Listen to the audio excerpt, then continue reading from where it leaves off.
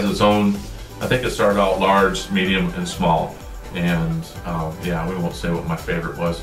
Then as far as the socials were concerned in each one of those 3 cities, what would you say about that? Every social was different. It actually had a different setting in each one. You walk into one, it was a little more, it had a bar, some tables, a dance floor.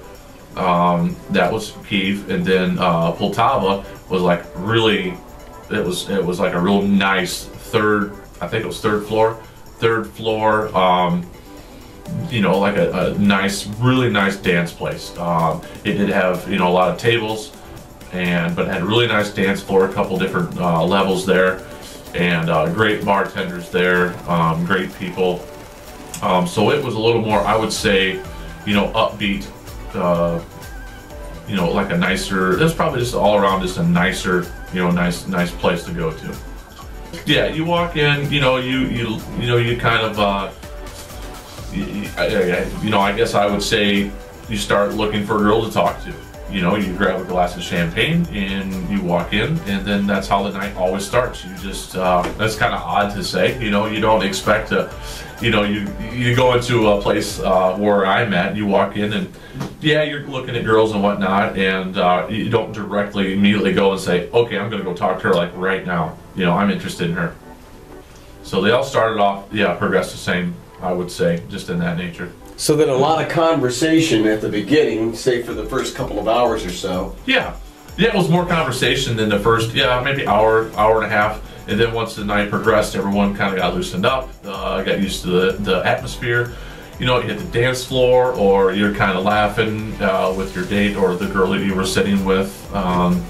You know, you started to open up a little bit more. You know, if you were nervous, nerves go away. The conversation you started, you know, what's your name, so on and so forth, and you know, age, what do you do for occupation, or if you have children or not, and what do you do for fun. Usually the word you do for fun or the job is usually what takes off the conversation. Then you can kind of go back and forth and maybe compare what you do compared to what they do here and their hobbies. Maybe if they're similar, then obviously your conversation is going to be longer, because you can say your experiences in the United States or wherever you're from, and their experiences here, maybe they're the same, maybe they're not. So it really helps with that's your good conversation to where it takes off a little bit longer. Music came up, the dancing happened, and you can just mingle on the dance floor, and you know, at one point in time you might look and say, I want to dance with her, so you go up. Most of the time you're gonna dance with her. Or happened to me probably more times than that was that they will pull you on the dance floor. Hey, you know, type of eyes or a gesture that you come here, I want to dance with you.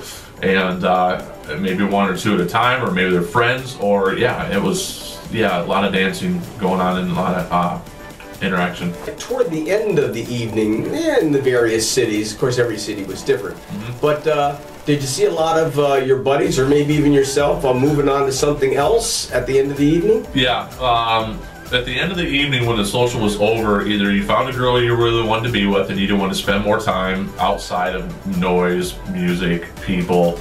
You know, I did this, I think, probably once in every city.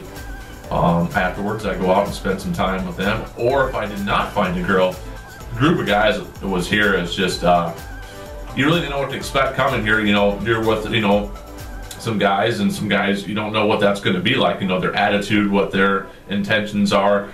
And afterwards, most of the time we went out, and there was, you know, we paired up, and maybe 3 or 4 of us all together that really hung out.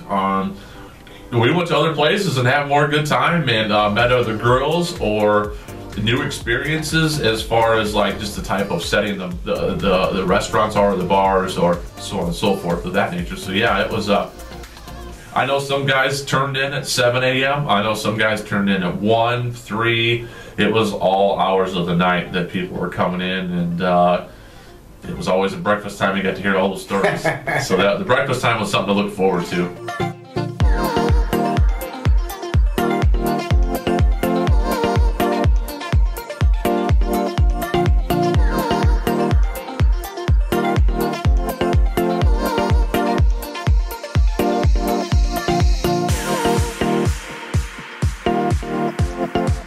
Join men from all over the world as they take a trip and find their future brides. Interested? Learn more at If you enjoyed this video, be sure to give us a thumbs up and subscribe to our channel. Then click on the notice bell to get notified every time we add something new.